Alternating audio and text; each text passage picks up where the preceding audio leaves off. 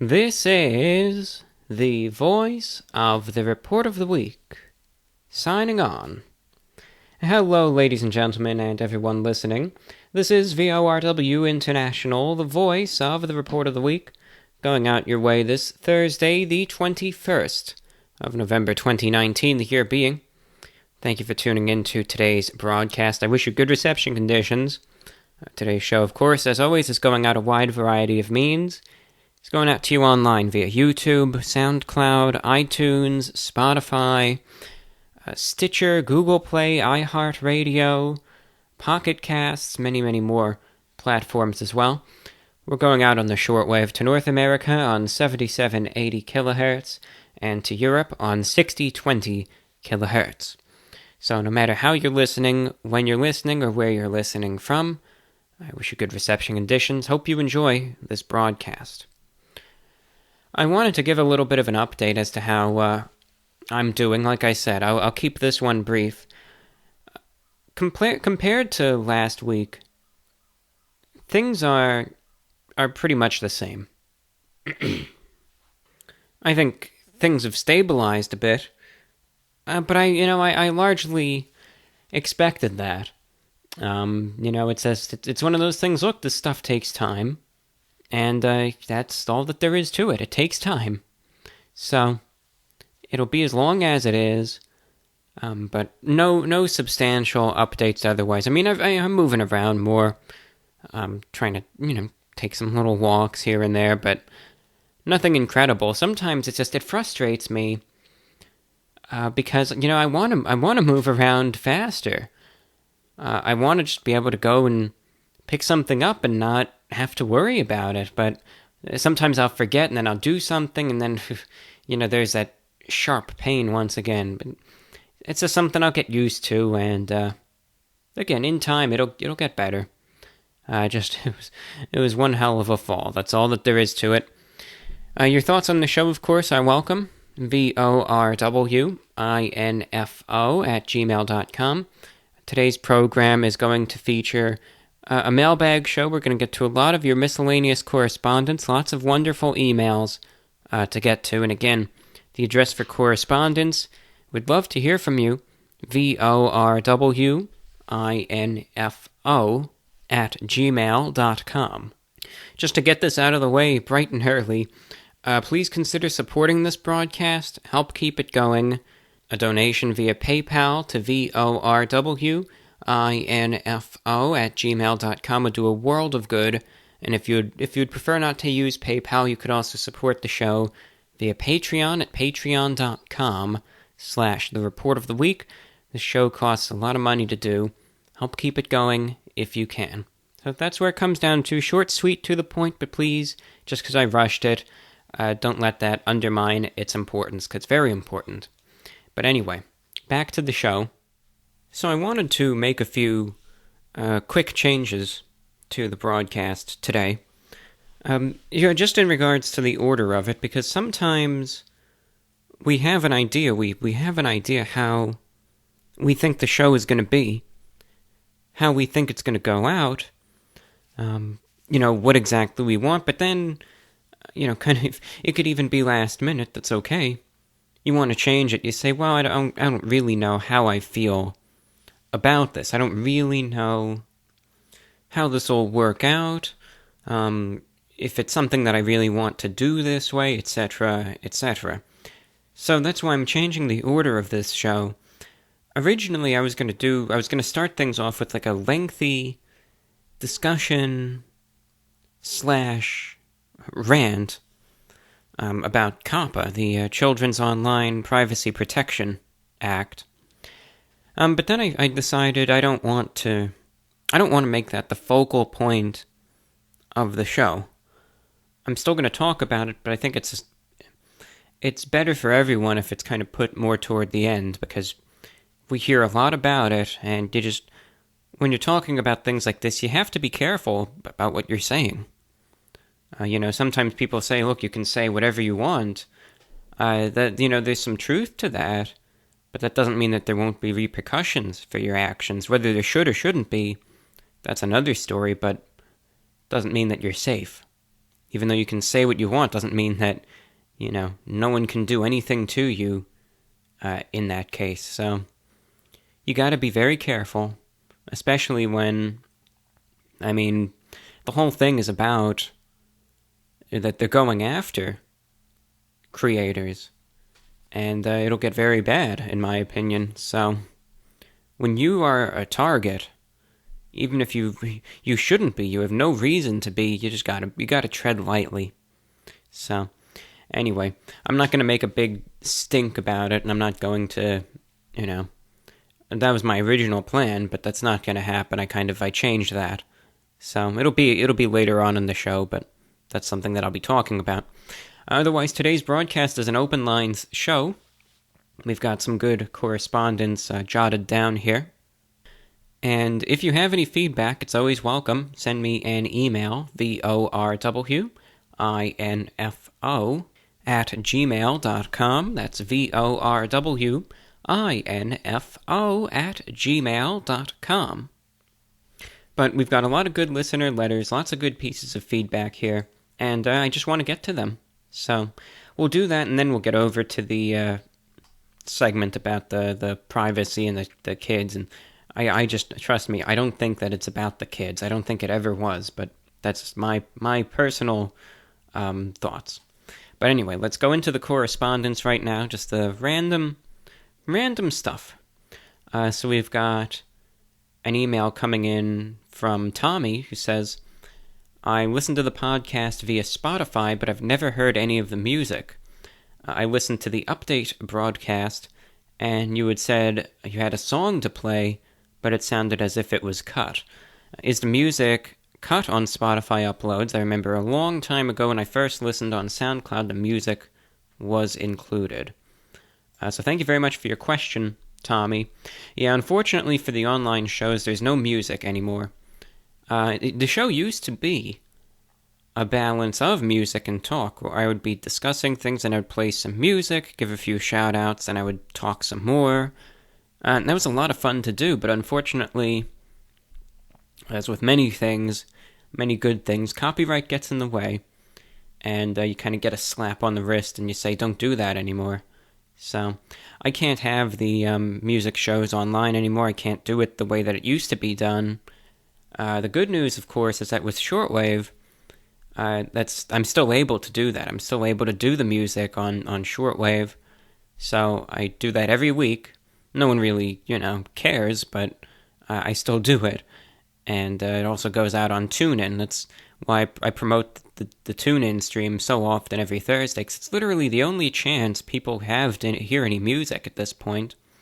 So I do the music shows, and I do the talk shows. They're two distinctly separate programs. One thing that I do with the music show, if you ever want, on Patreon, I have the music shows posted there, available for patrons only. So if you do want to help out this broadcast, help support it, a way to unlock them and listen online anytime is patreon.com/thereportoftheweek. But now, otherwise, if I was able to, I would play the music still. It was just such a great little bit of a break. You can kind of catch your breath in the metaphorical sense. A little breather is a nice little change from hearing me incoherently ramble for 2 hours. It was just nice, but it is what it is. I just can't.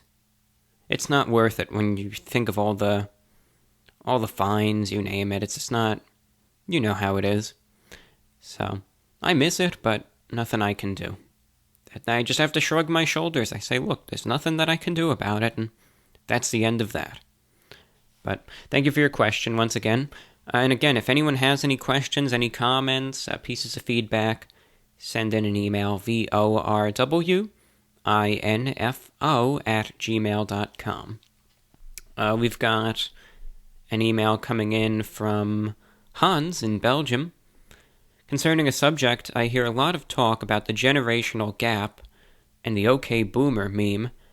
It's even made the news on our Belgian news website. Do you think that the current generation is worse and more impolite than the previous generation?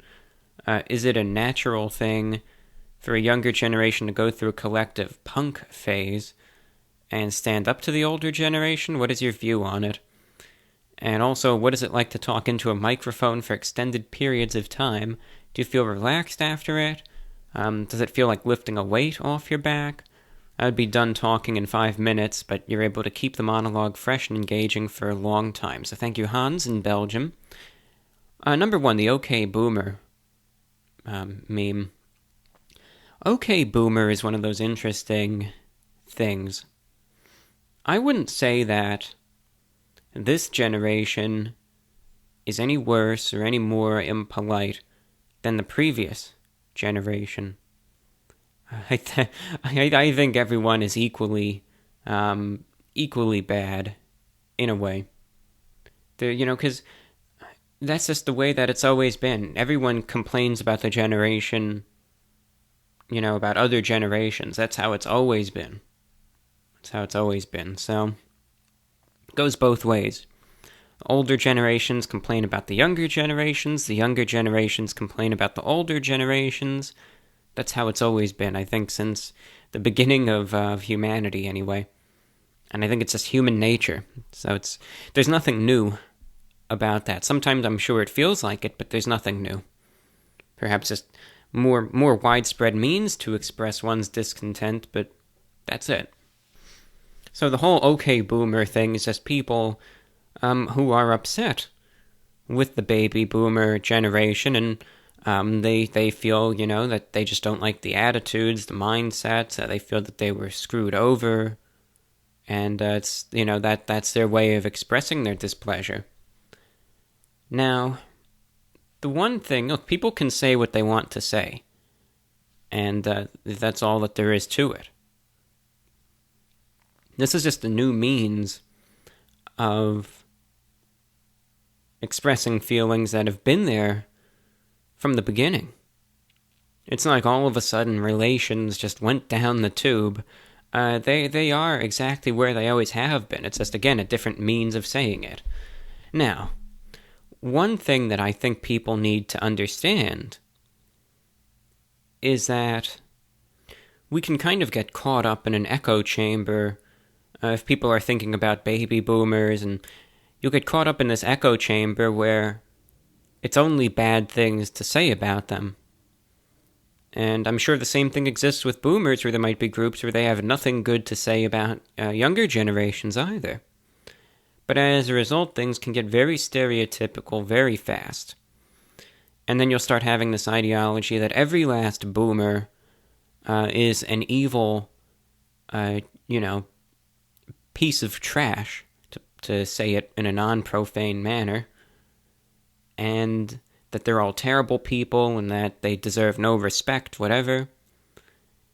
And then the same thing can happen where they might be looking at younger people. They might say the same thing, that every young person is just immature and angry and filled with hatred and vitriol and discriminatory and this and that and selfish. And as a result, you start saying, oh, they're young, they have to be this way, or they're old, and they have to be this way. And you have this disdain for people when you don't even know them. You don't know what they're going through, who they are, and it's no different than just going and, having those racist, sexist, discriminatory attitudes. It's no different than that. Some people make a joke out of ageism, but it's a real thing. People most certainly are discriminated against due to their age. But obviously, that's the one thing. It's okay to have your frustrations with other generations, and some of them are very, very valid. It goes both ways. And I don't have a problem with the OK Boomer thing. So many bad things have been said to me. It just is what it is. So people can say what they want, and, boomers can have their retorts, and, that's fine. But I strongly disagree with looking at people who are a certain age and lumping them into this one category, that they obviously have to be bad people, and that they deserve to be demeaned in this way or that way. That I disagree with.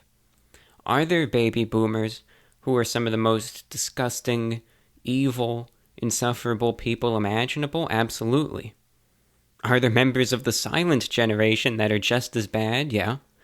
Are there some aging members of the greatest generation that are even worse? 100%. Are there Gen Xers that are evil? Yes. Are there millennials that are horrible people? Yes. Generation Z, the terrible people? Absolutely. That's the thing people forget. There are bad people in every single generation. It's not just one group that's totally evil and everyone else is saintly. Not at all. Bad people, they're universal and they span every age. So that's the one thing. Please don't get caught up in letting this get to you and just start looking at certain age groups as they have to be this or they have to be that. There's some bad people in every group. So those are my thoughts. One quote that it reminded me of that I had forgotten about. You remember the quote where they say, it's just, you never hear the whole thing usually, because it's just funny how when you take the excerpt from it, and then you look at the entire quote, they're used so differently. The phrase like, it's just a bad apple, just a few bad apples, When people use that phrase, bad apple, out of they don't use the whole quote. It's usually implied to say that you had a group of people, but most of them are fine, and it was just one or two of them that were bad, and maybe they kind of, ruined something, but not everyone is bad, it was just a few bad people in what's the group of otherwise good people, right? So when it's used just on its own, that's how it's usually implied. That, you have a group of people, it's just, two of them that were up to no good, everyone else is okay, though. And it's a shame they ruined it, but not everyone is vile. But when you look at the entire quote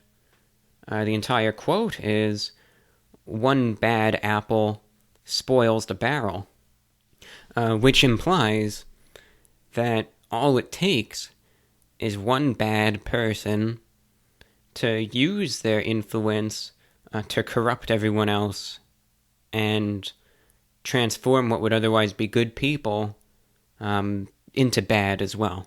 It's just funny how you tack a few extra words and then it has a completely different meaning than how you always see it used. But I don't know why. I read that the other day and I thought, I forgot about the bad apple quote. Anyway, we've got an email coming in from Brooke who says, I have a question relating to food. Have you tried any meal kits, like HelloFresh or Blue Apron? What do you think of that? Oh, and you know what? I'm sorry. I'm not going to edit that out. Just to answer your second question, Hans, in regards to how I feel after talking for a few hours in front of a microphone, I know it's kind of an underwhelming answer, but I just feel the same as I did when I first started talking. No different. It's not like there's any sort of weight that's lifted off my shoulders. It's just, this is something to do. And now that the task at hand is done, usually I'll just take a big swig of water, maybe take a little break, and then I'll just edit the audio together and get to work. So, no, it's not like it's any sort of spiritual experience or anything like that. But anyway, I kind of preempted things, but let's go to the email I was about to read. Anyway, from Brooke, who said, question regards to food. Have you tried any meal kits like HelloFresh or Blue Apron? What do you think of them? Are they worth the money? And said, have a great day. So, I've never personally tried the meal kits. I have not. However, I do know someone who did try them out. And, I mean, this is just secondhand, so, I cannot confirm this. It might be different. I might hate them. I have no clue. But they said that the quality, they used HelloFresh. The quality was good, and the meals were good, but it can be very time-consuming. So they said treat it more like something to do, having some fun with it, and, maybe practicing your cooking skills. If you look at it from that that angle, you'll be okay. But if you try to get it, and you're just getting home from work, you just want something to eat right now, something easy, then it might not be for you, because again, they said it could just be very time-consuming. If it's done right, it could pay off, and it could taste really good, but it's just something that you need time to be able to do successfully. And that's what I've heard anyway, but I can't say that that's correct or not. So that's what we've got there. We'll get to some miscellaneous feedback too. Jason in Grand Forks, North Dakota, says, I wanted to write in to let you know that I listened to the beginning of the last show and it kind of inspired me to get healthier. I'm currently a little overweight and have a pretty terrible diet, but life can certainly be fleeting, so I figure I will control what I can and then let the rest work itself out. Thanks for everything, and I'll include you in my prayers for healing. So thank you so much, Jason. And I wish you the very best in your quest to get healthier. So best of luck to you, Jason. Stay strong. And, do your body right. It's most important. And we've also got a short letter from a listener in Egypt who said, tonight is one of those nights where I can't seem to escape the dark and negative thoughts. But you gave me a reason to take the car out and go for a late-night drive while listening to the music you played on your show, and maybe that'll clear my mind. So he was a listener to the music show. And thank you very much for your kind words. That's the thing. Going and listening to some music is sometimes a wonderful, wonderful little break from, bad thoughts. Sometimes music can really do a world of good, can really help. And thank you for your kind words over in Egypt. We got some emails last week from listeners who had gotten in accidents. I want to read a few of them because we were just talking about injuries, and I was saying, if any of you ever have gone through that, let me know if you want to share your thoughts, if you're comfortable with that. So I kind of sorted through the emails, and we have a few that are in that light. So let's get to them. Christine in Manila, Philippines says, I never experienced having an injury that made a huge impact on me, but please allow me to tell you about my father's accident while he was working on a construction site in Riyadh, Saudi Arabia, nearly 2 years ago. My dad forgot to put on a safety harness while standing on a scaffold. He suddenly slipped, fell a couple stories high, and landed on a pile of lumber. Had it not been for that lumber placed there, my dad would have fallen flat on the ground. He was rushed to the hospital, and 2 days later I got a phone call from him informing me about the accident. We both cried as he told me what happened, and if things got worse, he would have been shipped home in a coffin. I almost lost my dad, and it scared me to tears.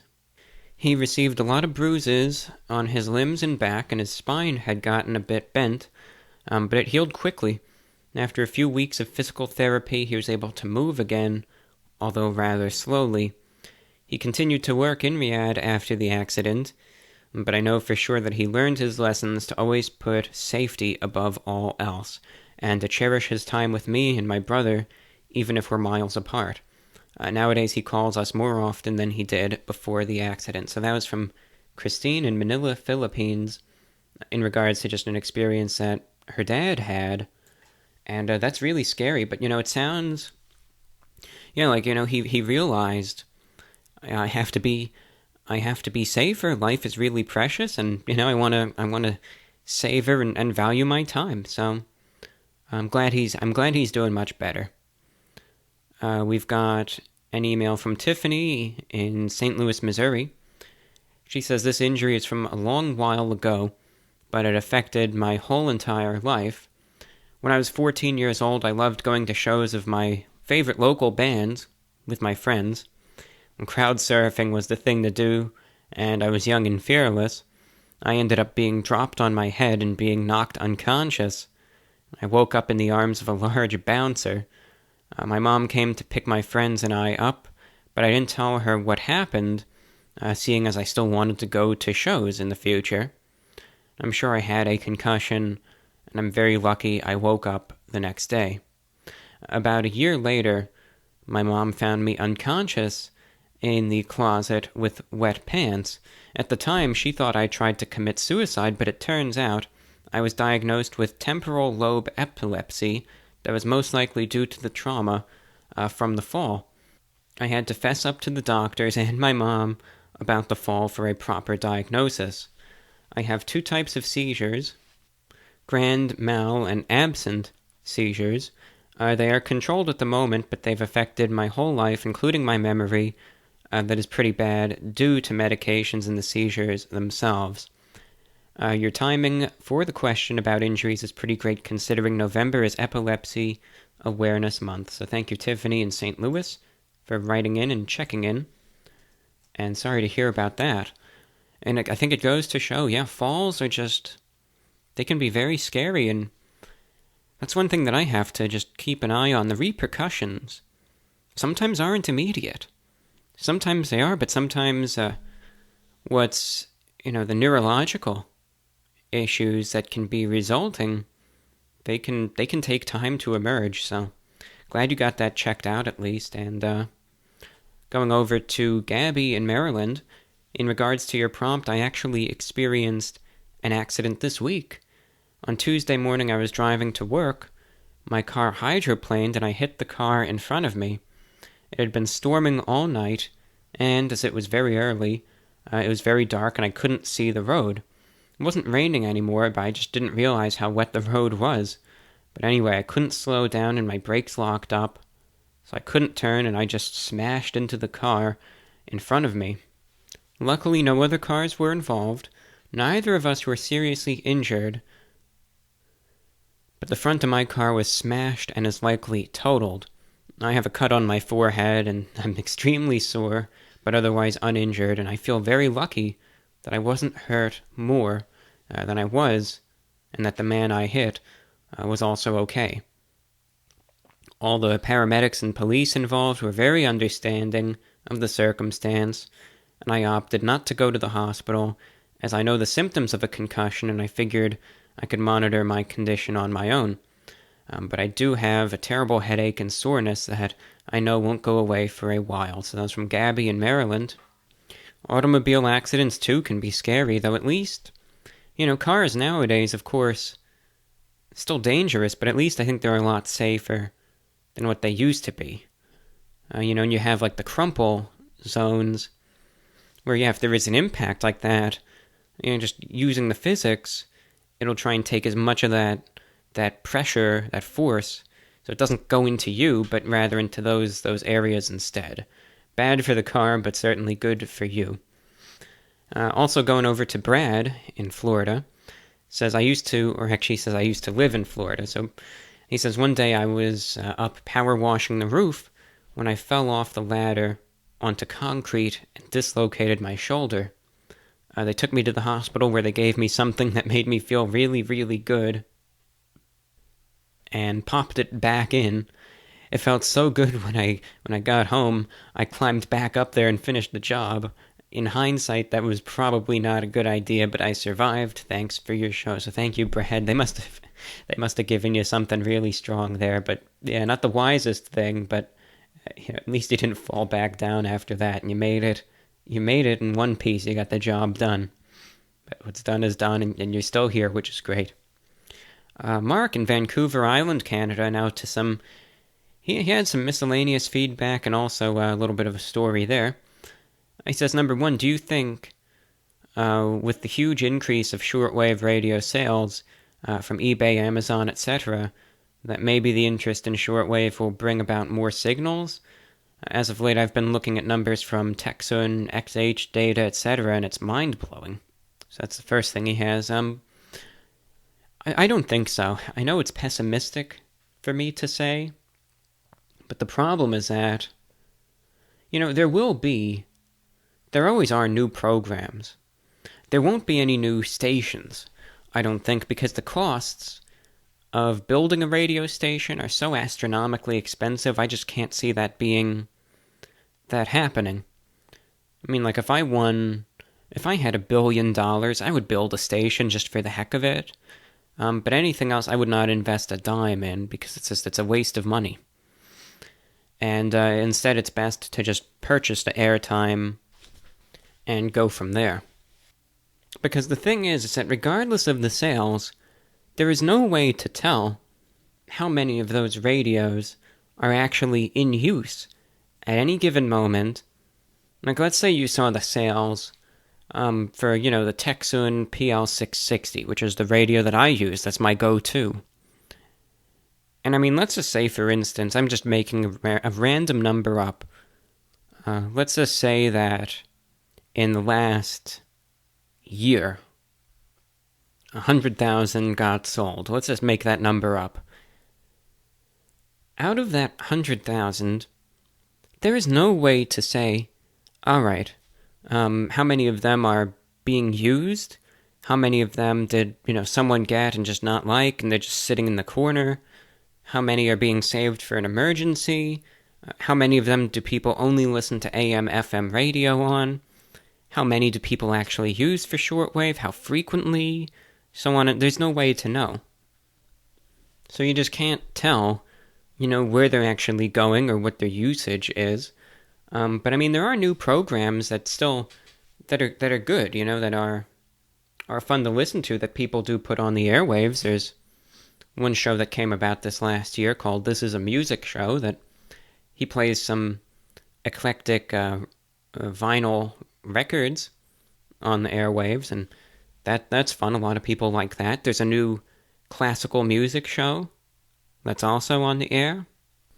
There's a new return to the airwaves, a hardcore conspiracy theorist show that comes on in the middle of the night. And a bunch of new programs that they still come to the air. There's a show, by an attorney who answers legal questions. I mean, there's programs that get to the airwaves and that people enjoy hearing, that keep it going. And I think that will continue as long as there's people who listen. I just don't think there will be new stations. I mean, for instance, station WBCQ in Monticello, Maine, built a 500 kilowatt transmitter for some flat earthers, and that transmitter had some issues, and they recently had to spend $250,000 on repairs. Who has that kind of money for the most part? Who can just drop $250K just like that? And not a lot of people. Even if you get paid well, have a good job, I mean, that kind of money just doesn't grow on trees. So I think there will still be programs, but I don't expect there to be a full-blown revival unless something absolutely terrible happens and everything else goes out. But in that case, do you really want to see a shortwave revival if it kind of means post-apocalyptic conditions, So that's the thing. Like, with Hurricane Katrina, when the entire New Orleans area got destroyed, a bunch of local AM stations ended up turning to shortwave and broadcast their news feed over shortwave to cover New Orleans, because the infrastructure was just that destroyed that was the only way to get info in. But if those are the types of conditions that it takes to kind of get more stuff on shortwave like that, I'd never want to see that, even if it means there's more to listen to. Never. But I think shortwave will be around for a while. And, the people, as long as... What I always say is if you listen to these programs, just send them an email here and there and let them know that you listen. Because, I keep the show going as long as I know that people are listening. Right? If I didn't get any emails for weeks, I would probably stop the show because I feel like it would be ineffectual. So just send your favorite programs a letter, an email here and there. Just let them know that they have a listener so they'll keep going. That's the most important thing. But anyway, Mark, you continue just about an injury. Said, I impaled myself on a piece of metal during a 9-foot fall. I was stuck on a rusty pipe through my jawbone, and it nicked my main artery in my neck. It was quite an exciting night. I could see my Adam's apple because my skin was just torn open.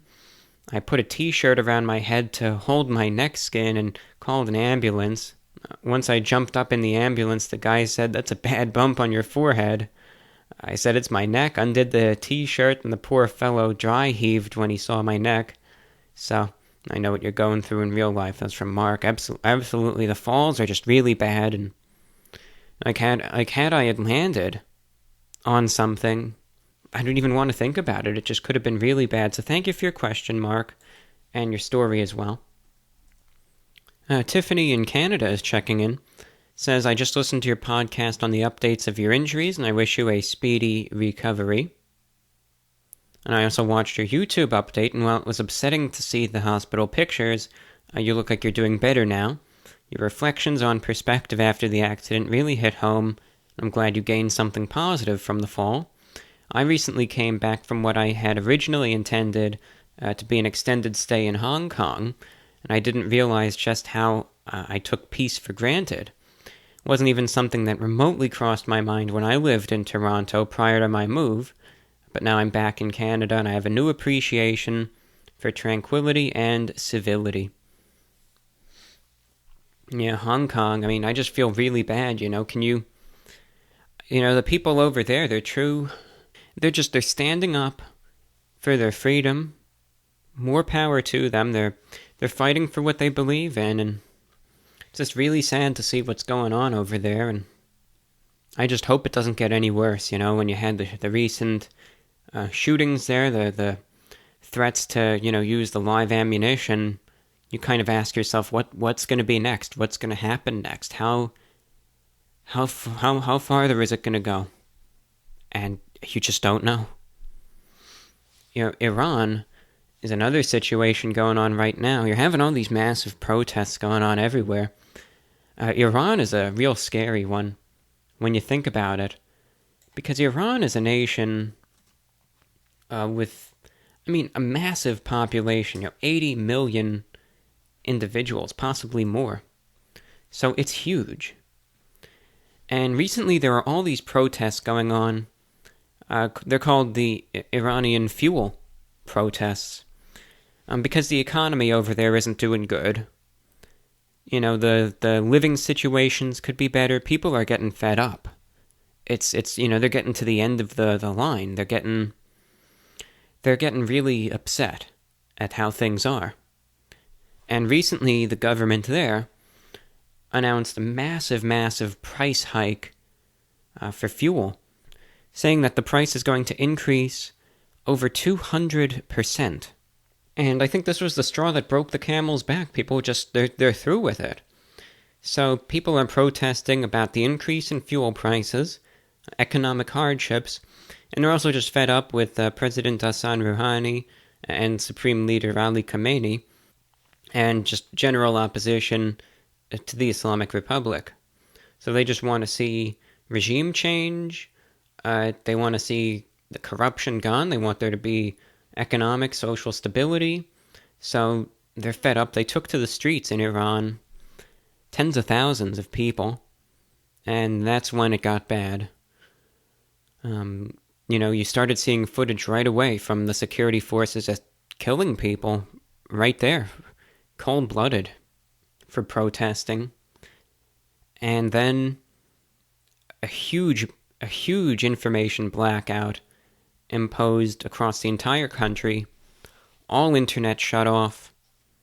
Nothing is coming out of Iran. They're completely cut off. No news, no media. I'm sure widespread censorship of anything else. All the shortwave broadcasts to Iran, all of a sudden they're getting jammed by the Iranian government. They're blaring this, high-pitched, squealing tone over the news stations on the shortwave to try to make it unbearable for listeners to tune in. And the internet's been out for days and days. No one knows what's going on over there. There's reports that hundreds of people might be dead. The Iranian government is saying that everything's okay, that they've defeated the protesters, but everything is still blacked out, so no one knows what's going on. I mean, it could be uneventful. Things could be getting really bad. No one knows. They're completely cut off, and all the information that's coming in is a secondhand and very unreliable. So that's a scary thought, to think that there's this nation of, 80 million people that's like, it's just off the face of the earth. No one knows what's going on in there. Have the protests stopped? Has it increased to riots? Is it on the brink of guerrilla warfare? I mean, what's going on there? No one knows. So, yeah, it's just really scary. We take peace for granted. We most certainly do. Something I'm very, very thankful for. I do have a few pieces of feedback that were recorded, a few pieces of audio correspondence that I want to get to also. I think we have about 3 that I have lined up, so let's get to those now. Again, you're listening to VORW Radio International, the voice of the Report of the Week. And again, your questions, your comments, and your pieces of feedback, VORWINFO@gmail.com. That's VORWINFO@gmail.com. So let's go over to our first piece of correspondence from Ameline. Hey John, it's Ameline. Really enjoyed the last podcast. A lot of good content in there. Really enjoyed the parts about missing 411. I've unfortunately missed the last few podcasts, but tuned in to see how your recovery was going, and I'm glad to hear that it's happening at whatever rate it's happening. I'm glad it is. But I really wanted to talk about the weather because I live in Northeast Ohio, right in the snow belt. And, there's a lot of mixed feelings on living here if you talk to any of the locals. Some of them say, it's just how it is. Some of them hate it. And if anyone's like me, they love it. I love every second of the winter. I love hiking in the snow, especially. We actually got a pretty good snowstorm last week. It was whiteout conditions and everything already this early. Got 8 to 12 inches and didn't really get to go out while it was actually snowing, but trudged through it in the days after. So it was a nice time. I hate the warmth. I gotta admit, I don't like the warmth. It gets pretty warm here in the summertime, but not as hot as Florida, I'm sure. But I much prefer the winter, and I agree that the cold is lingering, but it's worth it. I hope you have a good rest of your day. Thanks for listening, and can't wait to hear the next podcast. So thank you very much for your feedback. And that's the thing, there are lots of temperature swings in that part of the country, where yes, during the summer it can get very, very warm, but it could swing all the way down. Of course, extremely cold in the winter. So you really do experience all the seasons there in Ohio, and that's the thing. When it comes down to snow and the winter, I don't mind the aesthetic. As a matter of fact, I like it.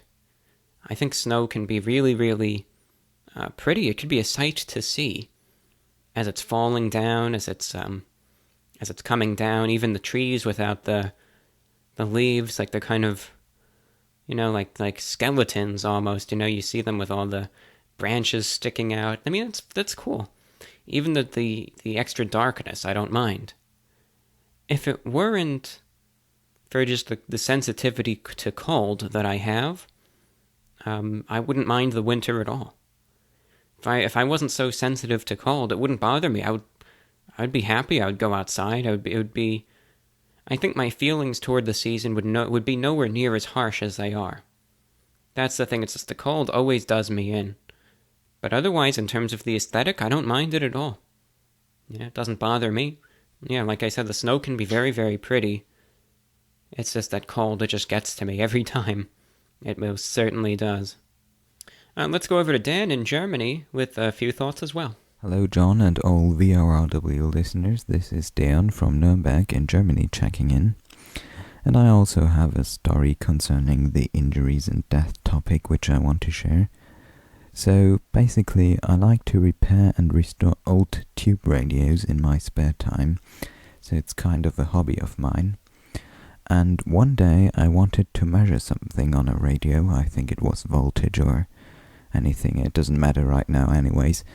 But I was very uncareful at this point of time, and I accidentally touched a live wire with 230 volts on it. And thanks to my good reflexes and my high skin resistance, I sustained any further injuries or even escaped death. And that made me realize how grateful we should be for every day that we have here on Earth, and that we just can't take our lives for granted. Furthermore, it showed me that electricity is absolutely nothing to play with, and that you should always take care of your safety, even if you think that it is just a hobby and nothing will happen. And yeah, thank you for sharing the story, and until next time. Thank you very much for your story as well. Electricity, that can really get you. You know, those wires, I mean, it can just, it can do you in. I remember I saw a video last week where I think it was an electrical engineer. I don't know if it was a huge transformer or what he was working on, but I believe it started arcing, and just you could see the raw electricity there, and the fact that this guy didn't die, he could have came so close to it also.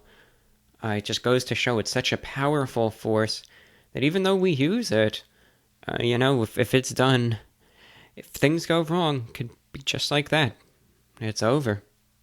All right, and then going over to another listener, Bernardo, checking in. Hey, John. It's Bernardo from Mexico. I've been a listener of the podcast for the last couple of weeks. I've been really enjoying it. I've been enjoying your point of view, the subjects you've been touching on. And seeing as this next week is Open Mind episode, and I know you had probably a near-death experience, perhaps. I wanted to share with you an idea that I've had. It's a little bit out there, but I think it's fun to play around with, which is the idea that maybe near-death experiences somewhere else were actual death experiences, sort of like a multiverse jump kind of thing. I had a near-death experience myself a while ago. I almost drowned. It's a long story that perhaps I'll share some other time. And I couldn't shake off the feeling that perhaps I did die somewhere else, but my own consciousness just jumped to a reality where I didn't die. I don't know if that makes sense. Sort of like, I don't know, maybe in some other multiverse or whatever, people are living without me, you know? I died there, but perhaps my consciousness just took me somewhere else that is all the same, but in one where I did survive. So kind of like the only event that is different from that multiverse in this one is that I did not die in this one and I did over there. I don't know if that makes sense. That idea kind of comes up in my head when I think of multiverses, and a lot of people see multiverses as like universes where everything happens, you know, every different sort of mix of things and ideas. But I subscribe to another multiverse kind of theory where it isn't exactly that everything exists, but every, let's say, bifurcation maybe. So whenever you make a decision, you split the current one in two, and then when you make another decision, you split it. So every decision bifurcates, if that's even a word, sort of like splits, like a fork, like a path in the forest where you have, you have to make a decision left or right. So I think maybe every decision we take or decide not to take perhaps creates this navigation between different multiverses. I'd love to hear your thoughts on that, and I'm glad I'm in the multiverse where you didn't die. Well, thank you for your thoughts and your interesting feedback there. One thing that I had read up on that, if you haven't looked at it already, and you may very well have, and it's still, even if you have, it's always just fun to read about it some more, is the thought experiment. That's really what it is. Just interesting. Read about quantum immortality. It's called quantum suicide or quantum immortality. And it's exactly what you were saying, where it's a proposed thought experiment that says, and mind you, even though it sounds very technical, you don't need to have a full understanding of physics to read about it. That it says exactly what you were saying.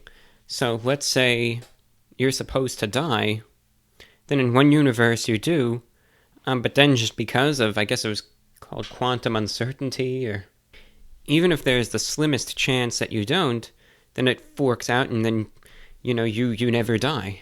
Then you go to the one that you're still alive in, and that's how it always is. It's a very interesting theory, but that's exactly what I remember I had read about previously, and again, if you haven't already, just take a look at it. It's a fun thing to think about, but it goes along exactly what you were saying. So yeah, read about quantum immortality. And there's lots of resources, lots of videos. Again, it's not the most technical thing, so anyone, I think, with any understanding, rudimentary or otherwise, of physics, can take a look at it. And yeah, it's just, I always love these philosophical thought experiments. So thank you, great to hear from you. And now just going back over to some of our written correspondence, and then we'll wrap things up for this part of the show. Mind you, again, coming up next will be the discussion on the Children's Online Privacy Protection Act, also known as COPPA, and just a few thoughts there, and then some talk about shortwave, and then that's the show. I know we can't get to everything, but I'm trying my best to get to what I can get to. Michael is checking in, says, I could understand your situation and your views about how fragile life can be, how quickly it can be over. A little over 5 years ago, I was fighting a very aggressive form of non-Hodgkin lymphoma. Discovered it when it was already stage 4. 5 years prior to this, I became disabled after a failed back surgery. I have pain every day and have difficulty walking any distance. But anyway, after having many rounds of chemo, doctors thought I was clear of cancer. But 2 weeks after my last chemo treatment, I got some kind of bug. Last thing I remember was telling my daughter I would be fine and to go to school. And the next thing I know, I'm in a hospital bed and someone taking a breathing tube out of my throat. Turns out my daughter came home from school later and found me unresponsive. I have no memory of paramedics or the local hospital or being transferred to a hospital in St. Louis, Missouri, an hour away from where I lived. I was in a coma for 5 days. I have no memory at all after that morning until I woke up 5 days later. From what my wife and daughter told me, I was very close to dying. And then about 2 months later, I learned that the cancer was back. So after 6 rounds of chemo treatments, they did a stem cell transplant. That finally has kept me cancer-free for the last 5 years. So life can be fragile indeed. Make the most of every day that we get, because you never know when it could end. But I'm so glad to see you're recovering very well, and keep up the good work. So thank you, Michael. And you're a true fighter. Yeah, it goes to show, you just do not know. You don't know, but no, good on you for making it through, and I think like I had said earlier, just stay strong. So thank you for sharing that, and glad to see at least that, your daughter found you and was able to, they were able to get you to the hospital at just the right time. Tommy is checking in, says, I have a history of getting hurt in pretty ridiculous ways, but thankfully none of them have caused any permanent injury, but here's what I consider the big 3. I was probably around 10 years old when I was trying to show my friend how to do a backflip off his bed onto the floor. After watching me do it successfully, he asked me to show him one more time. I seriously misjudged my acrobatic abilities, ended up landing face first on the corner of his wooden bed frame, which busted my face open just above my left eye, and unfortunately covered his room in quite a bit of blood. After 7 years, the same friend and I decided it would be a good idea to make a video of me jumping off my parents' kitchen counter and through a framed glass painting supported between two chairs. This was obviously a terrible idea. To interject, with all due respect, it is a bad idea. I'm sure you know that now, but going back to your email. The first part of my body to hit the painting was my right hand, which by the time I hit the floor had about 15 pieces of jagged glass lodged in it. And again, it also caused a significant amount of bleeding everywhere, which in turn made my friend start vomiting. The glass was lodged so deep that it took a few hours of surgery to fully get it out. And the preface to the last one, yes, I know how much of an idiot I am for this, and yes, I have learned my lessons, but when I was 18 and partying with my friends, we went to pick up a hallucinogenic substance. On the way back, I decided, already being extremely inebriated at this point, that it would be a great idea to now try something that I'd always wanted to do, which is jumping out of a moving vehicle, like you see people do in action movies. Yep, you guessed it, another completely awful idea. It was stormy that night, and as soon as my feet hit the pavement and I tried to roll, I just slipped and cracked my head on the curb. I ended up bleeding from the skull and lightly concussed, but still somehow with no other injuries. I woke up only a few seconds later. After I jumped, I just walked back to the car feeling more or less fine. My friends drove me to the hospital, and I decided this would be a good time to ingest the hallucinogenic substance. Another 10 out of 10 decision by your boy. And that was an interesting hospital trip, to say the least.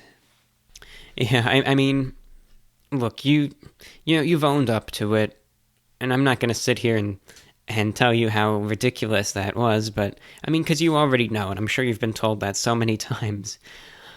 I like to play on words at the end there. Interesting hospital trip, yeah, that's the cherry on top, but, you know what, look, it wasn't your day. It wasn't your day. You made it through, but, despite all of that, at least you realize now that I messed up, it was stupid, and, you learned your lesson. But glad you made it through either way, and you emerged, finally, the wiser from it. Well, I think we got enough time for probably one or two more emails, and then we'll just get on with things. Julia in Georgia was saying, I feel you on the sleeping situation. What I do is play Sudoku on my phone before bed. The app I use has a nighttime setting, so it's easy on the eyes. Your show is giving me a lot of calm during a turbulent time in my life, and I wish you some more luck with your recovery. I know you mentioned avoiding some spicy foods, but what about salty foods? I think that's worse for the tongue cuts. Yeah, that's the salty food too, it's because it's exactly like the phrase goes, salt on a wound, right? That's no fun, but so I mean, it was very annoying when those injuries were fresh. Because that's when it's really bad, to talk, to eat, to even just have your tongue, sitting the wrong way. If, the cuts are brushed up against your teeth, then that hurts. But thankfully, it's because the mouth is just a moist environment, and it's sealed a lot of the time. The cells are able to regrow quicker, and the injuries are able to heal faster. So thankfully, everything is healed there, and I'm able to eat what I want again, which is great. But yeah, the salty foods too, those big no-no, you just got to avoid them. So many things have so much, salt in them nowadays that it's kind of tough, but there's always a way. So thank you, Julia in Georgia, for checking in. And last we hear from Ethan in Connecticut, longtime listener. Says the new VORW podcast is the highlight of my Thursday, and I listen every week. He wants to know if I've ever watched and enjoyed the Star Wars movies. I'm a fan. I'm a super fan myself. I've seen the movies countless times and know even the most minute details about some aspects of the series. And as such, I'm excited for the new installment that will be released next month. Though some are quite doubtful that the movie will be satisfying, I remain cautiously optimistic that J.J. Abrams will do a good job. So thank you, Ethan. I'm more of a fan of the classic ones, the original 3. And then even the ones from the 2000s. What was that? Phantom Menace, Attack of the Clones, and Revenge of the Sith. But after that, I haven't seen any of the new ones. I'll have to one day. I've heard a lot of good things about them. I'll have to check them out, yeah. Star Wars is good. I don't have any sort of problem with that. And, hopefully the newest one will be good. I hope you enjoy it. Out of curiosity, if you're tuned in right now, what's your favorite one? What's your favorite, of all the Star Wars movies, the new ones, the old ones, the brand new ones, and, everything in between, which one is your favorite?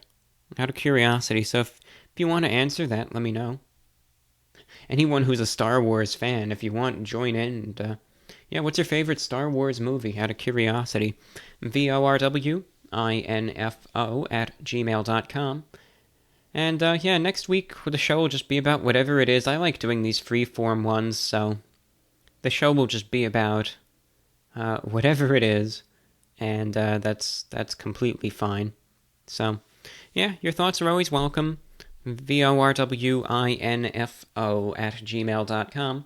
Coming up next is that discussion I was kind of talking about earlier, about COPPA. I was very frustrated in it, but I think we just need to know what's going on and how it might affect people. Look, it's really, really scary, but lend an ear and decide for yourself. It's an opinionated editorial, and it merely reflects my views and not anyone else's. So take a listen. This is VORW. So this is an interesting subject, and it's one that I've been asked about a couple times, and something that I was concerned about, something that I read up on, and it's something that I wanted to, kind of open up for discussion here on VORW.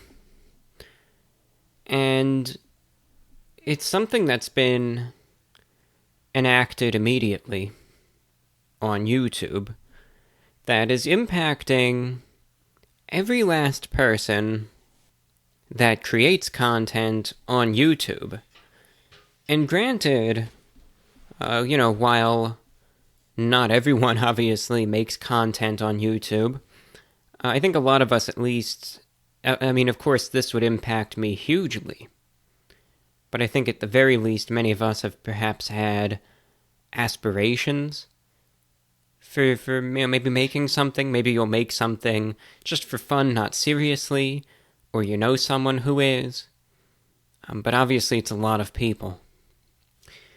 And the fact that this isn't talked about more, it's concerning, because I think it goes to show the kind of stuff that can happen, and we will just let it go right by. Now, that doesn't always mean that if it's not talked about, it's obviously bad. But just the fact that there is almost no discussion on something that can have huge implications, it's concerning to me. We've seen this a lot. We see this with a lot of issues, with a lot of things. But I understand that if there's this very light discussion, and that's okay, but the fact that it kind of just gets, brushed off, like it's deemed unimportant, is just bewildering to me, quite frankly. But I suppose it just is what it is. I think maybe it's a conflict of interest with the dying television industry when it comes down to YouTube. You never hear much about YouTube in the news unless it's negative about it. I wonder why that is.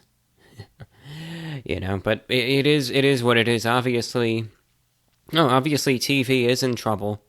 Netflix, YouTube, all of that, just, they've been taking away the share for a very, very long time. I don't even have cable TV. I just go old school over the air, or I just use the internet. But I would have thought that they would have pounced on this because, as things often are, it can be portrayed towards someone or something in a very negative light, even if it's not true. So I thought that they would have just jumped all over this. One thing, a lot of people are blaming YouTube for this, but it's the federal government. So if there's someone that you want to get upset at, blame the feds, because that's who did this. So this came to be a result of a settlement with the U.S. Federal Trade Commission, known as the FTC, New York Attorney General, and YouTube. So what happened, essentially, was you had the Children's Online Privacy Protection Act, known as COPPA, which it forbids collecting data from children under the age of 13 without explicit consent from their parents. Okay? So the law says you can't collect the data from kids. You can't do that. Well, earlier in the year, apparently, YouTube violated this law, violated the children's privacy, and, well, it collected their data. So, they were fined $170 million, and as a result of this settlement, YouTube was pretty much told, look, we're letting you off easy, but you can't run things the way that you did anymore.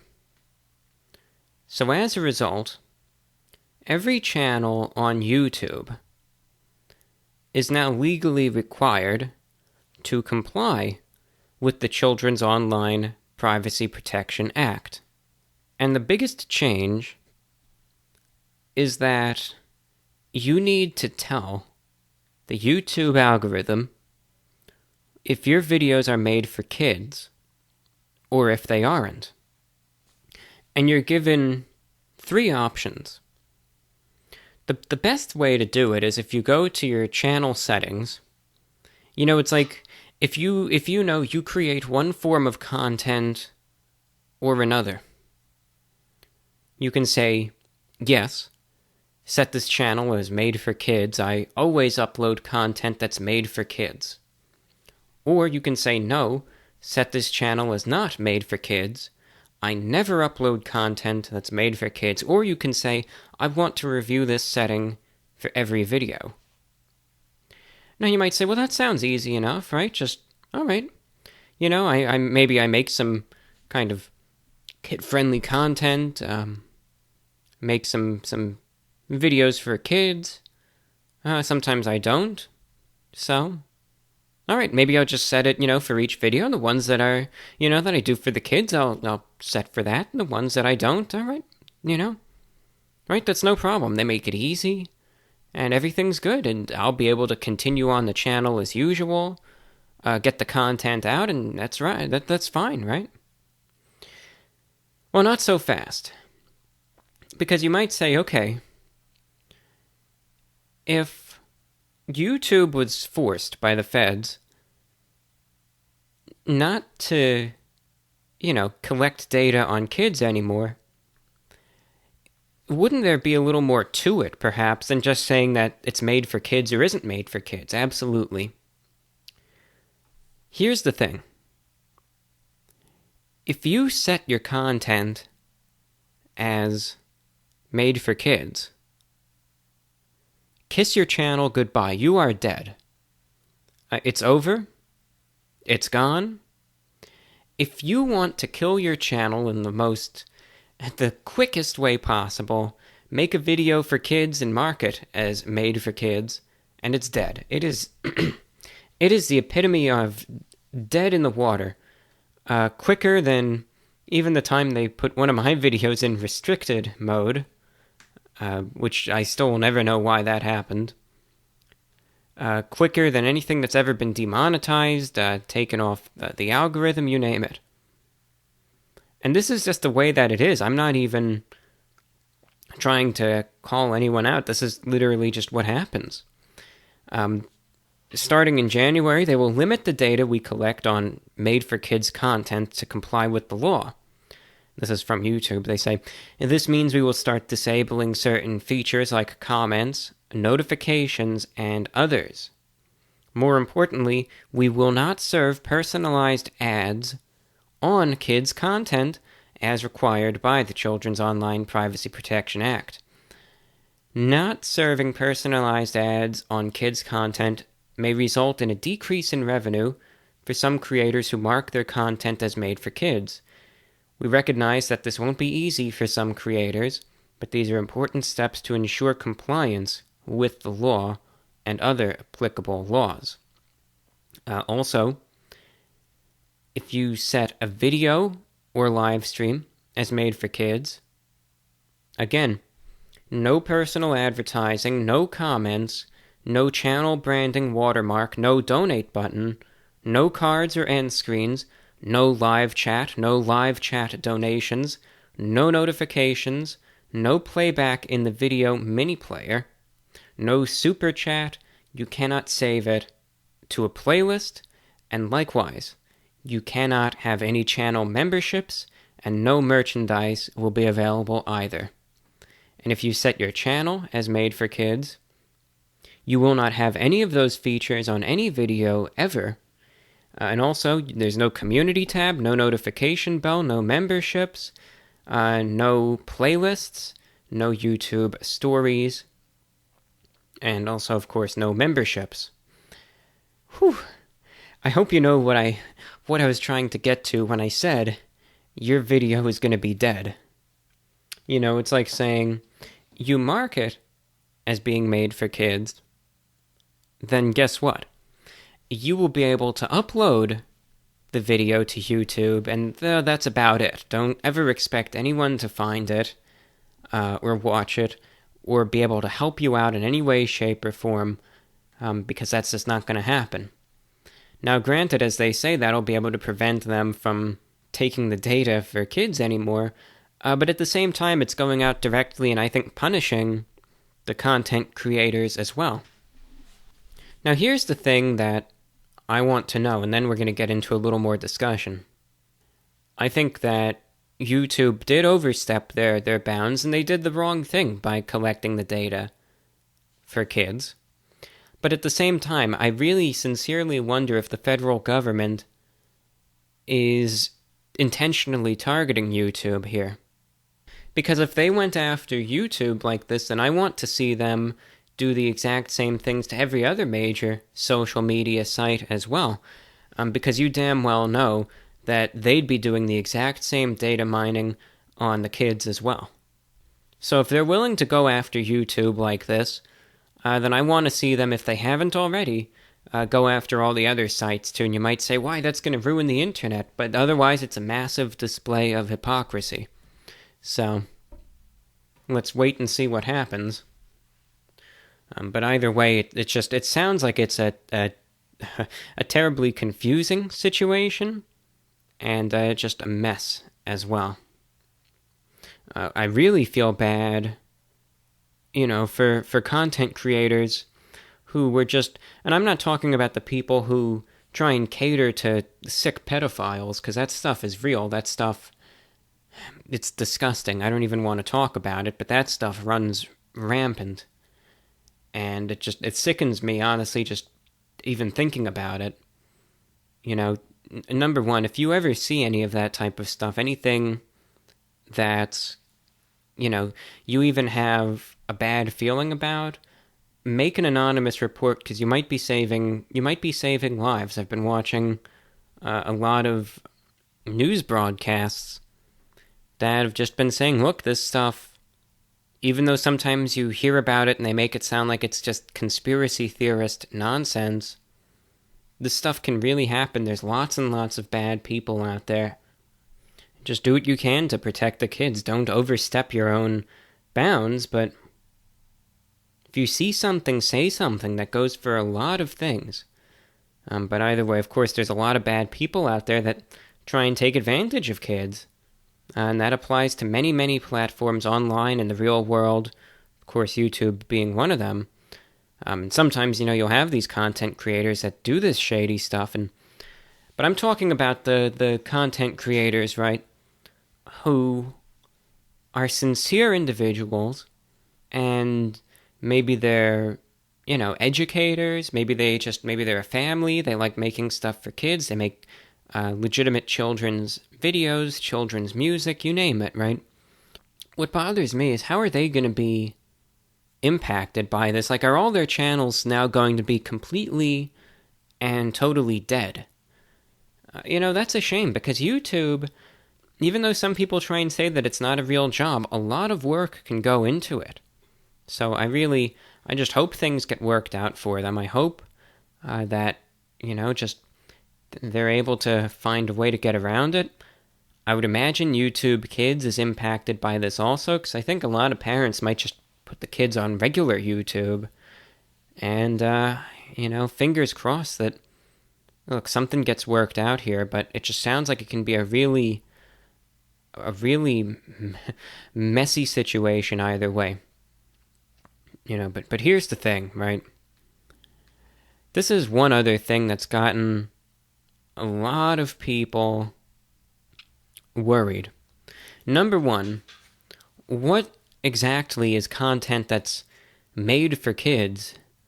What exactly is it, right? Like, if a kid is someone who's under 13, then what? Because the type of content that a 12-year-old and a 5-year-old watch is quite different. The variances are incredible. So then what is exactly something that's made for kids? A video that has a lot of 12-year-olds watching it might not necessarily be, made for kids, yet they still watch it. So then is that video thereby made for kids? Where do you draw the line? So here's what the official guidelines say. According to the FTC's guidelines, a video is child-directed if children are the primary audience based on the factors described below, or children are not the primary audience, but the video is still directed to children based on the factors below. So even if you make a video and a bunch of 40-year-olds watch it, but they consider it made for kids, then hey, tough luck. So here's what it is. These are the factors. Subject matter of the video, such as educational content for preschoolers. Whether children are your intended or actual audience for the video. Whether the video includes child actors or models. Whether the video includes characters, celebrities, or toys that appeal to children, including animated characters or cartoon figures. Whether the language of the video is intended for children to understand. Whether the video includes activities that appeal to children, such as play acting, simple songs or games, or early education. Whether the video includes songs, stories, or poems for children. Any other information you have to help determine your video's audience, like empirical evidence of the video's audience. And a kid is formally defined as anyone under the age of 13. So the next issue is, okay, well, now that complicates things a little bit, because I thought it was just as easy as saying, is this like children's content? Now I realize it's a lot more complicated than that. And then here's the next thing. Like we said, if you go ahead and mark something as being made for kids, right? But you've lost all your money. I'm reading a paragraph here. We asked creators to go into Creator Studio, disable personalized ads for a few days. Now, based on our initial testing, a video not running personalized ads sees a loss in revenue between 60 and 90%. So if a video could generate $100 in revenue for a creator right now with personalized ads running, characterizing the video as directed to children would mean the video's revenue would drop to somewhere between $10 and $40. And again, if that's something that you do for a living, a 90% drop in revenue is extremely serious. But here is the cherry on top, ladies and gentlemen. Facing a loss that large might be enough to make some creators consider not checking the directed to children box, even if they make videos for kids, right? You know, why click the box if it's just going to kill everything, right? I need to get a paycheck. I need to live. But the consequences are stiff. If the FTC decides an uploaded video is kid-directed, but sees it is not marked as kid-directed, the creator could face a fine of over $42,000 per video. And that financial liability is enough to bankrupt most creators. YouTube also plans to use machine learning, for better or worse, to implement a system that will find kid-directed videos to identify them as such, even if creators didn't check the box. $42,000. If the FTC deems, and let's say, hey, look, I thought that it wasn't kid-directed, the terms were really, really confusing here. I didn't know. I mean, I made family-friendly content, but I didn't think it was kid-directed. They say, no, guess what? It is. You know what? Here's your fine. That, to me, is terrifying. And I want to get your thoughts on this. What do you think about the new workings here with YouTube in regards to the Children's Online Privacy Protection Act? While I think that the kids should have their privacy protected, I think everyone should, quite frankly. Do you think that YouTube is finally getting, put in their place for collecting data? Or do you think the federal government has gone too far and is restricting to extremes what you can or can't upload, or what the repercussions would be for it? So, what do you think? What do you just think about this whole situation? I think that it's an absolute, complete mess. A lot of people are really, really upset about this. They're angry at YouTube for going ahead and doing what they did, but they're also especially angry at the federal government and the FTC for doing this. And a lot of people are really, really angry. As of now, over 300,000 people have signed a petition on change.org. Granted, petitions really don't do much, but it does show that there is a large number of people who are very dissatisfied with what's going on here. And they don't want to be told that you can do this, you can't do that. And if you upload something that's completely harmless, too bad, you might get a fine of $40,000. We might strip you of your livelihood. And hey, you know what? It just is the way that it is. Get used to it. This is the new reality. So I want to know your thoughts on this. Do you support it? Do you think it's for the best? Or do you think that, maybe a huge mistake has been made? Or you kind of just like, well, it is what it is. It's not going to, I don't even upload a damn thing, so why should I care? What are your thoughts? Send in your comments right now to VORWINFO@gmail.com.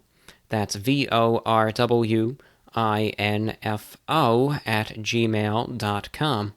Now, I say with my own content, both the radio shows and everything I do on the main channel, it is not made for kids. It never has been.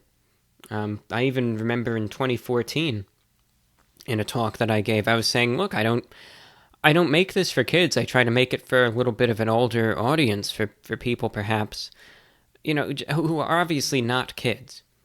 But the statistics, the analytics go ahead and they prove that. So I would say my content is not made for kids, nor has it ever been.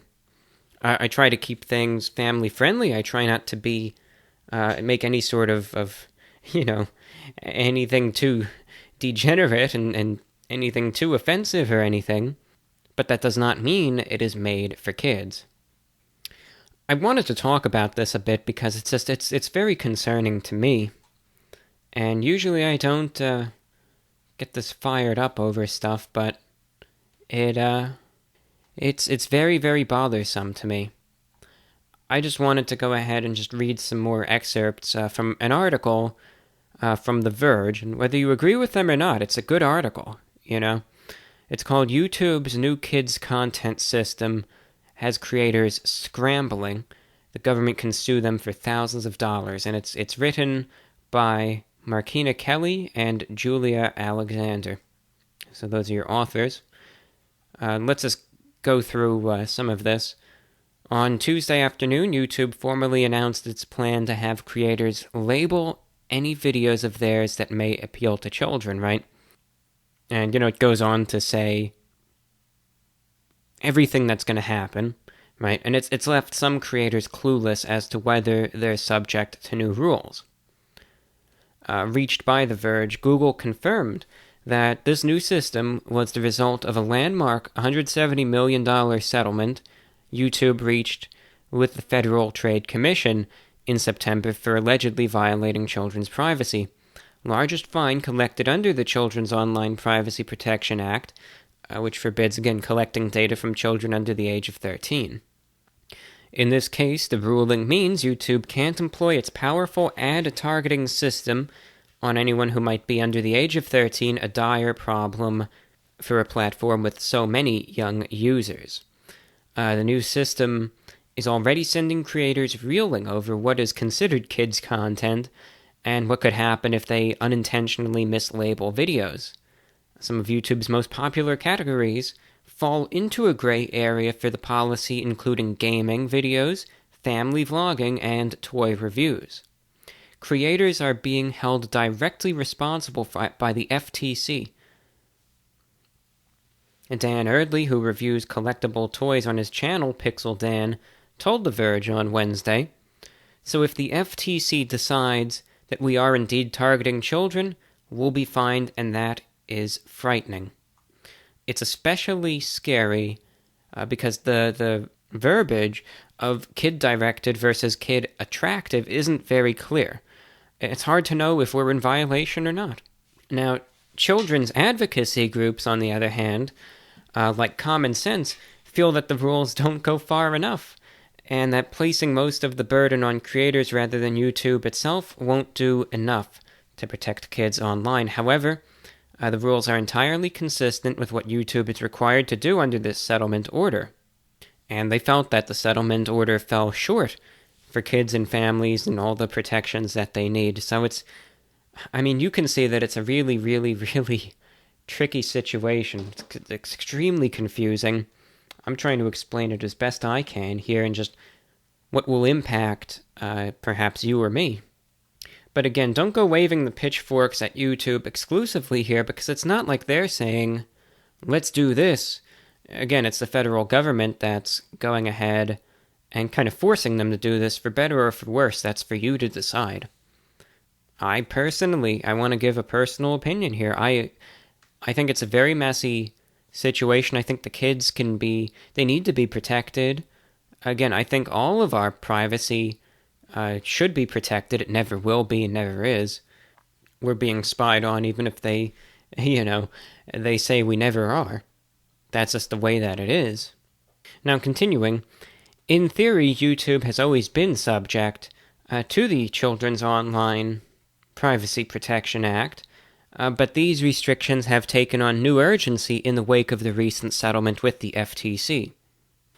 Right, and again, interjecting, it seems like this whole system, like they rolled it out, and the FTC wants to punish the channel creators, the people like you and me, rather than the system that was collecting data on the kids in the first place. We're not sitting there saying we want to go ahead and collect all this data for the young kids, right? That's not... We just want to make content, and that's it. So it just seems like they're going after the wrong people. And I think that the FTC is going about this all wrong. It's just such a tough situation. But anyway, within YouTube, it's clear that child-directed videos will have fewer advantages on the platform. The most obvious is the renewal of targeted ads, but a number of other YouTube features are also impossible without personalized data. Of course, no comment section, no cards, end screens, notifications, community tab, all of which, of course, are powerful tools for driving viewers back to a channel. But the consequences for not labeling a video as child-directed can be even more severe. In its September order, the FTC made it clear that it could sue individual channel owners who abuse this new labeling system. Crucially, these lawsuits will fall entirely on channel owners rather than YouTube itself. A big, big mistake, if you ask me. Under the settlement, YouTube's responsibility is simply to maintain the system and provide ongoing data updates. So punish you for doing something that you had no control over to begin with. And again, that'll be $42,000 for each mislabeled video. So obviously, if they're trying to flag multiple videos of yours, it could grow to a staggering scale. In a video yesterday, YouTube also pledged to use machine learning and flagging algorithms to locate child-directed videos that have been mislabeled. Creators won't be able to appeal these decisions, though YouTube spokesperson said the company will be listening to feedback. So again, if the algorithm says your video is made for kids, hey, guess what? It is now. That's life. If the algorithms aren't effective, YouTube could stop using them entirely and face no threat from the FTC for doing so, leaving creators solely accountable and open to potentially life-altering fines from the government. So I don't know. I don't usually rail against the government like I am in this broadcast, but I think that a grave mistake was made this time around, and I do not agree with it at all. I'll provide a link to the petition in the description. Again, it's I know it won't do anything, especially when you're going up against the government, but let your displeasure be known. That's all I'll say. If you disagree with it, again, I know I have some personal bias in this one, but I admit that I do. I'm not going to just say it like it's fact. I'm just going to say, look, I disagree with it, but I want you to make up your own mind. If you support it, you support it, and that's okay. I'm not going to inherently hate you because you think differently. I get it, Maybe your circumstance is different, I understand. But if you disagree, you can find a petition on change.org. It's called Save Family-Friendly Content on YouTube. I'll also be providing a link to it in the description. Now again, I am not too concerned with my own content being, for the kids. But if it gets flagged, you better believe I will completely and totally raise hell over that. So we'll see what happens. I'll keep every one of you updated. And just on a snarky... That's not really snarky, but just on a little last plug, because why not? I've been talking for so long about this anyway. Just remember, with Shortwave Radio, no data on anyone of any age, anywhere is being collected. It's the last medium left where no one's tracking you. Again, your thoughts on this are welcome. VORWINFO@gmail.com. Send in your emails, your feedback there, and I'd be interested in knowing what your thoughts are on this. I think whether you support it or don't, I think we could all agree it's just a mess. One way or another, it's a mess. You're tuned to VORW International. So those are my thoughts on that. Obviously, very controversial. It's scary. It's scary, and we just gotta wait and see what happens, but It's a terrifying reality. I know that this next part of the broadcast might be a little repetitive, but, it needs to be done. Look, I know I promote shortwave radio here and there, but radio is an important medium. Look, I know this isn't the 20s and 30s anymore. We don't sit around and listen to the radio, but it's something that we need to have, if anything, to fall back on. And I'm really sincerely wondering if this is what's going on and people are just letting this happen, then what's next? Take a listen, and if it interests you, it interests you. If not, that's okay. Really fired up today, but I can't help it. I'm just shaking my head. That's all that I can do. This is VORW International. I know that for regular listeners who have been here for a long time, who have either A, been listening through the months, or B, have gone through the entire back catalog and have recently listened to many a show. I know it might seem repetitive, but it's something that I believe in, and something that I always want to reinforce every now and then. But this one I just want to keep it short, and we'll quit beating around the bush and we'll get right into the point. It's my opinion, but it's one that I feel strongly and one that I stand by completely. And that's, I think radio is still important in 2019. It's going to be important going forward through the 2020s. And it's a medium that I think a lot of people forget, but still to this day, despite how some may view it as antiquated, has an awful lot of value to it, even now. And I think it's one of those mediums that we kind of, if we're not into it, we forget about it until we really need it.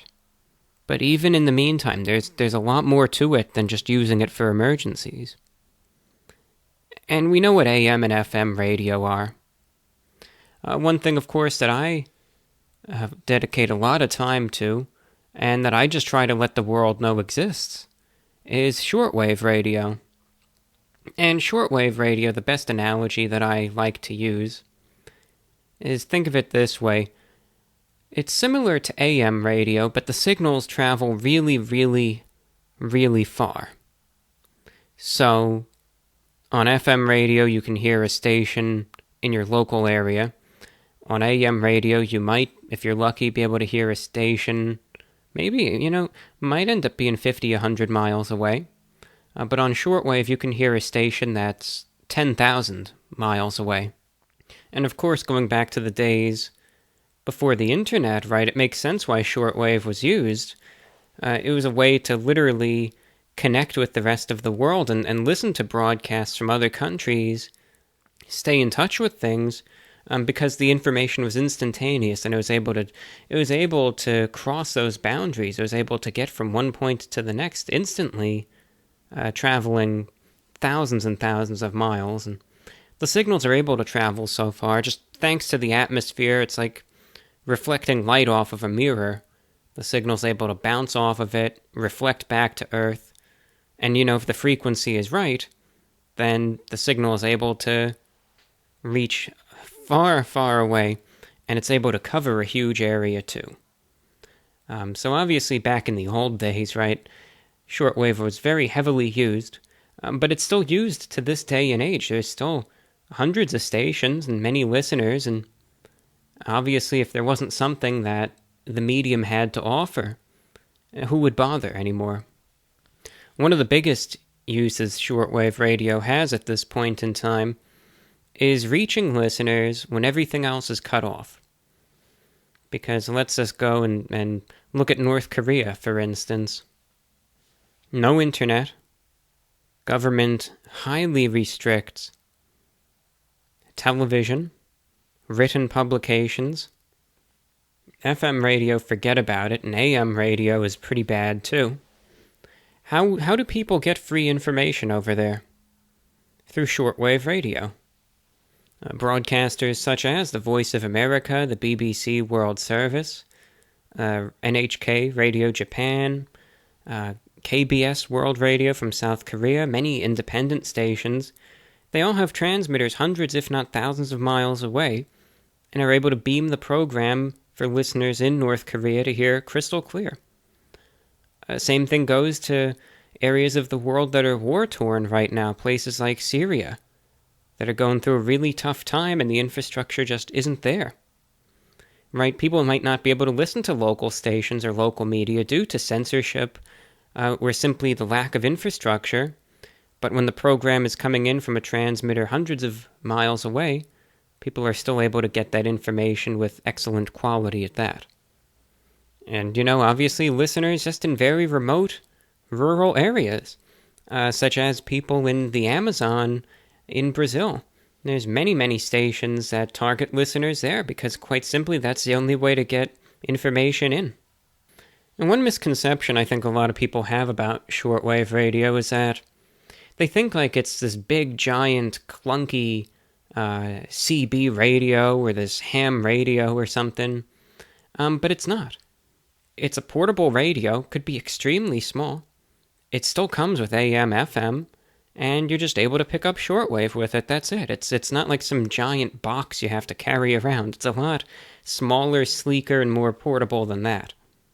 But one thing that I realize more and more is that even in media-rich environments, where we're, for now, we're guaranteed the internet, even if everything is okay, shortwave radio still proves itself useful.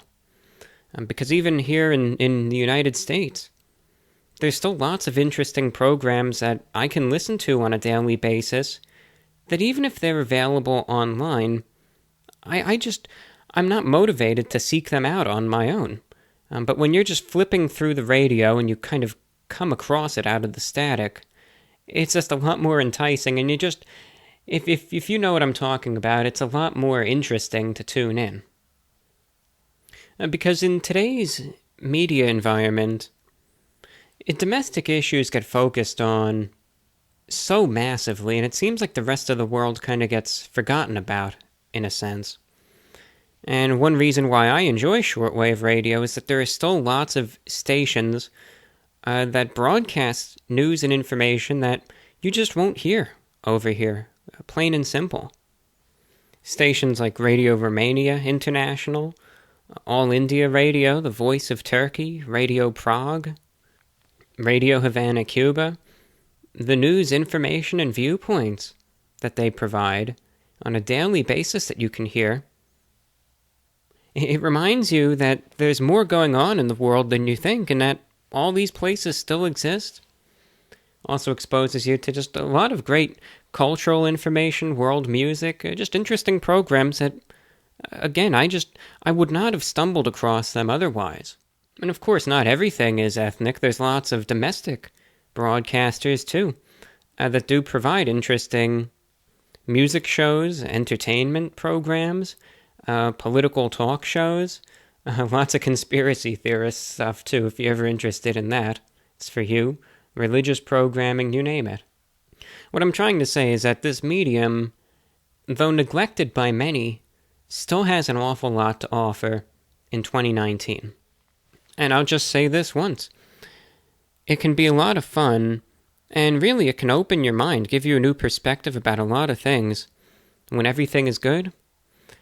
In times when things kind of, when they give out on us, for us, of course, over here, it's mostly severe weather, but if it ever ends up being government censorship, civil unrest, we just don't know when this will happen, but especially in times of severe weather, when power gets knocked out, internet goes with it, in times of massive snowstorms, hurricanes, even, of course, tornadic activity that just damages the local infrastructure.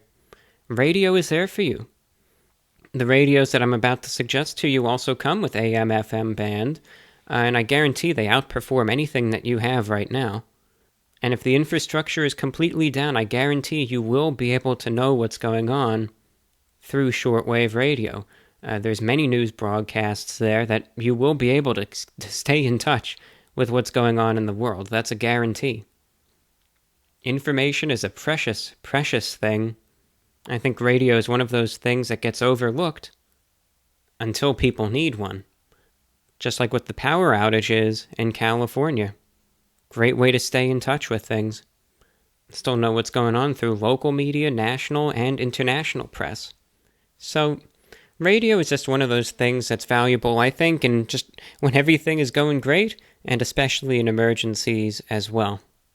If you want to get a radio, I highly suggest it. Even if you just keep it in the box and never use it, again, a time will come when you will be glad that you have it.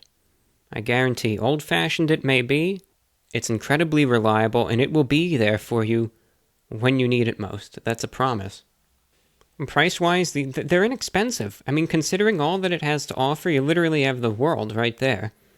It's inexpensive. I would personally recommend the Texun, that's Tecsun, PL380 receiver, the Texun PL310 ET receiver. I mean, those two, great portable radios, small but very, very useful, for only like $40-50. Sometimes it's cheaper. And they last. That's another thing.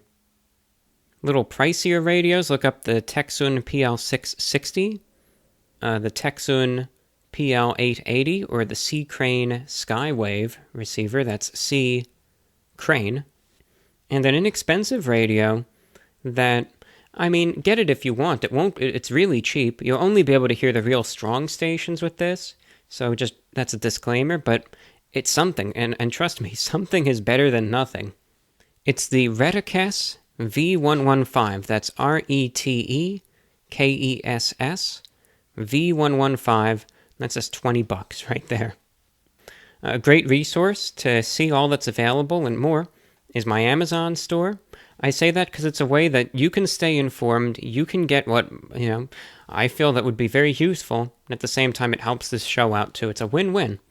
Amazon.com/shop/the report of the week. That's Amazon.com/shop/the report of the week. And one other thing that I should mention, if you ever want, my own show is broadcast on shortwave. I'm able to get great signals for listeners in North America, South America, Europe, the Middle East. And listeners just say it's a lot of fun to be able to hear it on the radio. It's just, there's a certain aesthetic to it, Might not necessarily be essential, at this point in time anyway, but it's just fun. It's a media preference, but a lot of people say, I never thought I would do this, but I'm having a lot of fun with it. And thanks for the recommendation. I love it. I mean, I could give so many testimonials about this stuff, but I enjoy it for a reason. And if I thought that it was all crap, I would just say, the medium has nothing to offer and the radios are worthless, but I disagree. Because I see it right in front of me, and it's been proven to me time and time again, especially in the cases of hurricanes, you name it. Those radios, they keep me in touch with the world, honestly. And the only other thing, if you're interested in privacy, let me just say, in an age where you're being tracked, everything, you know how it is. No one knows that you're listening when it comes down to shortwave.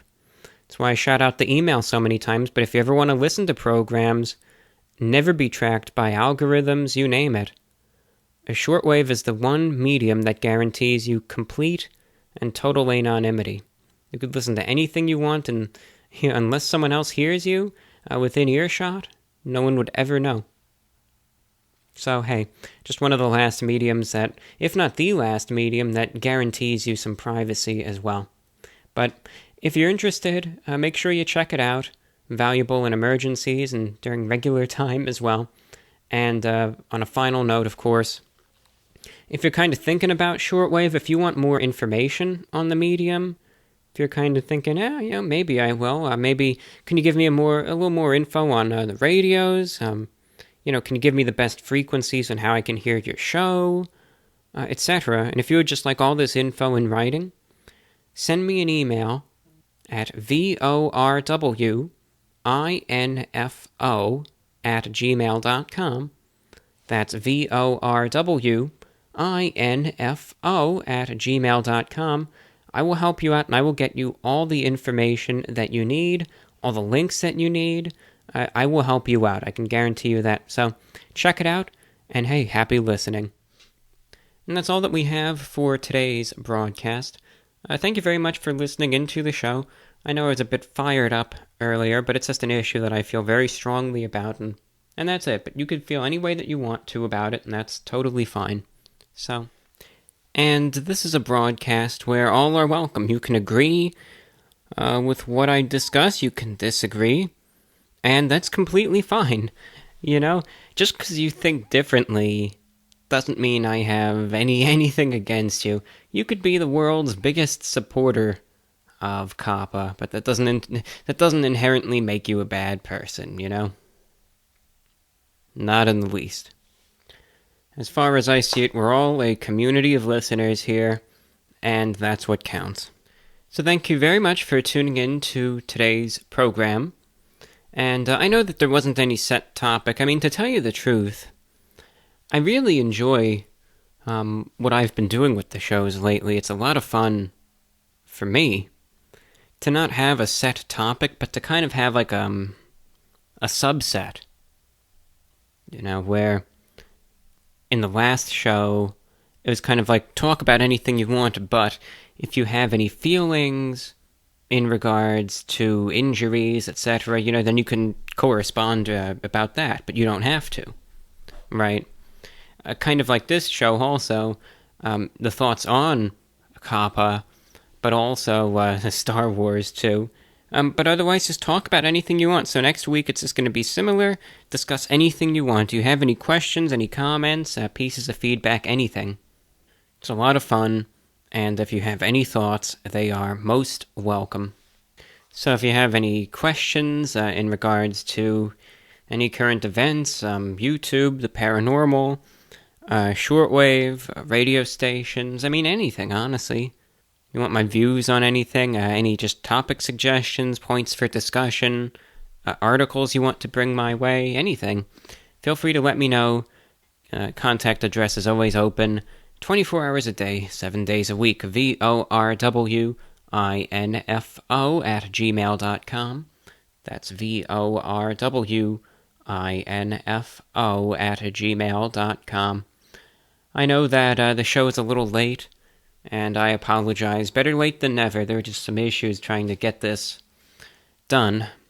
You know, this is the last thing I'm recording right now. Just this tiny little closing statement, but it was just, the show just took a little longer than I anticipated to record. And then the biggest issue is that there is a minor power outage. It just so happened that impacted the computer I was working with everything on, and I hadn't saved the file yet, which was a big mistake on my part. So when I lost power, I thought I had lost everything, and there goes a 2-hour show just down the drain. But I was able to recover the show, but not everything got recovered, and I had to re-edit a lot of stuff, and it was a mess. But hey, we got it done, and I hope you enjoyed the show. So thank you for listening. Glad you made it this far, and we'll see you next week. Dear listeners, do take care. This is VORW.